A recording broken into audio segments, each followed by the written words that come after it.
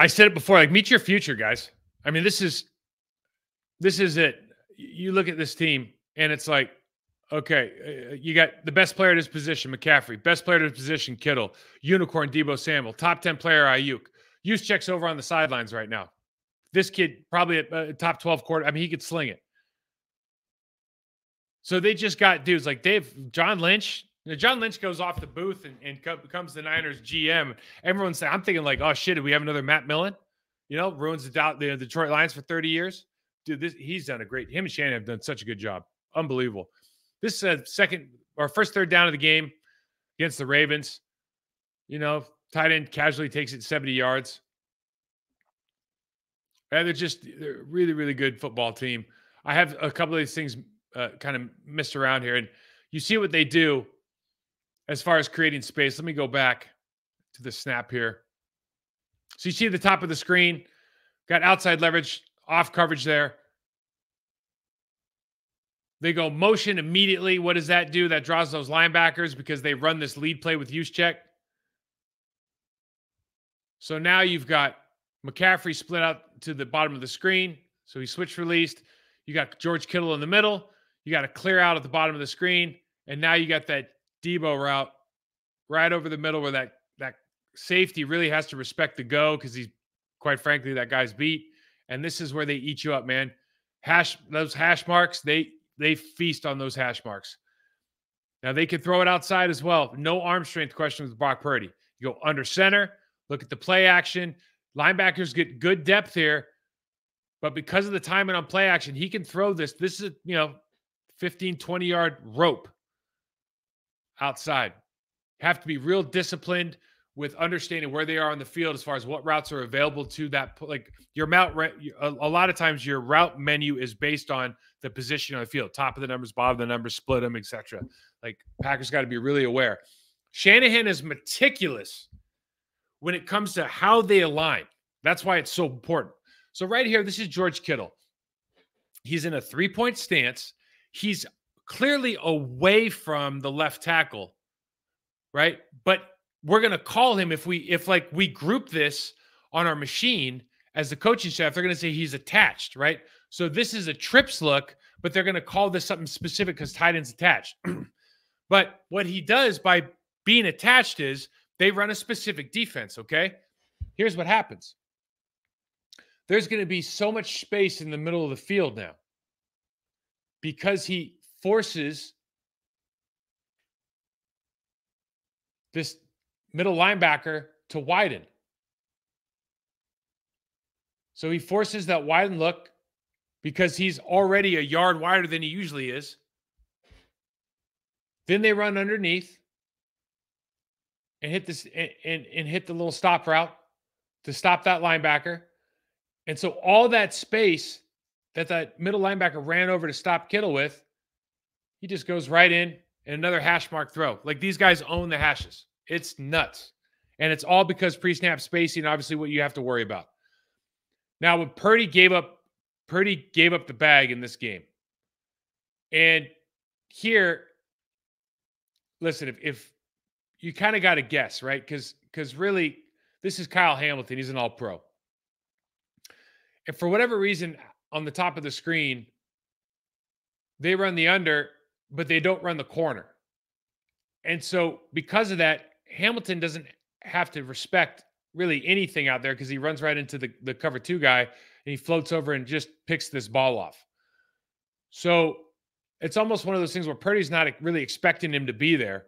And so when he throws his anticipation throws, it's the Packers have to make sure that they account for everybody on the back end. And if you do that, Purdy will sometimes, it's like Peyton Manning. It's like, why'd you throw that ball? Well, the defender's not supposed to be there. He's got a little bit of that to him. Innovative in all ways. And what do I mean by that? So they've got this bunch trips look over here on the left, and they're going to run the outside kind of toss crack, but it's not a toss. It's a handoff because they can do that because they got McCaffrey. So Ayuk comes down and widens the corner and fakes the corner out and then goes and blocks the safety. And looks what it does to that corner. That corner is now 21's down on the numbers, middle of the numbers, ran himself out of the play. Levin gets up on the safety, and they get another 7 yards after contact. It's the little things that this team's doing better than a lot of the other teams in the National Football League. That's what makes them so dangerous. It's not like people just want to say, oh, they got the talent, the talent. It's the way they go about their business, man. It's really impressive to watch. They were the first guys to do this. We're doing this now. A lot of people are doing this now. But they did really have first mover advantage because they can do so much off of it now. So this isn't one of their most effective runs, but you see they'll start in motion and they'll just turn it into that slip. We run that with Tucker and Musgrave before Musgrave got hurt. It's one of our plays. I think we run with Tucker and Sims now. But there's just too many combinations of what they can do. So they motion back, and like this is our split flow look. Everybody's got this look, right? It's 2x2 split flow. Kittle lines up a little bit closer to the line of scrimmage, so you know that he's probably not going to go backside now. But now they just run, instead of split flow, they run it off of motion. And it happens so fast that they can just hit this thing downhill. So it turns into a play side lead run, really, with Juszczyk, where he's just taking out the end. So it's almost like running like a stutter play or like a six-man counter, but instead of pulling your guard, you're just pulling the fullback from the backside. And because he gets to go in motion early, you can make this a quick hitter. It really helps with their inside guys. Their inside guys aren't nearly as good as obviously Trent Williams, but they don't do as good a job sustaining blocks. A lot of this stuff hits so fast, real problems. Now, this is another motion thing. First move advantage. They've been doing this for so long. Look at the leverage when they get here. So McCaffrey's offset to the left. Okay, so if they released everybody right now pre-motion, right, they'd have three to the left. They've got three guys over there, but when they put Kittle in motion at that speed, motion creates softness, one. Linebacker slow to react, two. And now they got 3-on-3 with the running back. So they got a 4-on-3 look with three blockers on three defenders. Of course, you get McCaffrey to the second level, it's gonzo, right? Motion creates softness, so they bring McCaffrey out. He widens that DB. Now, bottom of the screen. And he's able to make this anticipation throw right into the hash again. Another hash mark throw. And all they're doing is they're creating some information over here. So everybody's communicating, ball snap, they throw it over there. And he knows where to throw pre-snap. I think when you start talking about where Jordan Love's gotten to, Brock Purdy got there really, really fast in his career as far as that pre-snap information. They do a really good job with it. So you talk about the width that the motion created from McCaffrey on the DB. So they're going to run the underneath here. But here's the thing. You can attack that tackle. You can attack that right guard. They collapse the pocket here. Purdy feels pressure. Pressure equals picks. Big play by the Ravens. You know, this is one of the reasons they won. This is probably the main reason they won this football game. See here, like we've talked about, find the fish, man. You can go fishing over here on the right side. You know, Rashawn Gary, Kenny Clark, Wooden, Devontae, Wyatt, all these guys. Brown, they can all rush. Like, you got to feel good about this matchup. This is just a big man hunting. Gets in on the arm, makes a play. This is not a unique play to the Niners, right? This is one of their kind of areas of opportunity.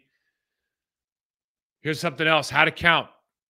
That's not McCaffrey. He's in motion. What do we do? Have to have a plan. This is why you condense your playbook. The Niners do a great job now. They get one of their guys, and Purdy makes a back shoulder throw here. But, I mean, they get one of their guys out of the backfield, and you got to figure out how you want to play football here. So they end up zoning this off. But think about how much easier the reads are for the quarterback because you have to declare early. Oh, shoot. Debo's in the backfield. Man, go to zone. Because if he moves, we're screwed. At the base of it, though, this is old school football. Jake Brendel here doing a great job of getting up and closing the door on the backside. Juszczyk leading on the fullback or leading on the linebacker. Linebackers these days don't know how to deal with a lead fullback. Like they just don't, because they don't have to see it all that often. Not every team has one. There's like 6 teams that have employ a fullback. The Ravens are one of them. But you got elite level running back here. The work they do downfield trying to block for McCaffrey is super impressive. Again, Packers are looking in the mirror like this is what the Packers should aspire to be in a couple years as far as individually development of some of these players.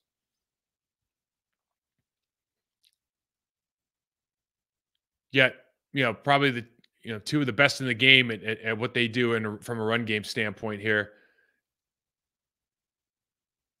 The Ravens make an outrun here by Patrick Queen to get out to the end line of scrimmage. Quick adjustment. Trent Williams knows that guy's going inside. Kittle kicks out. Leg tackle. No thanks. I don't know what I'm doing here. Got to see my hand.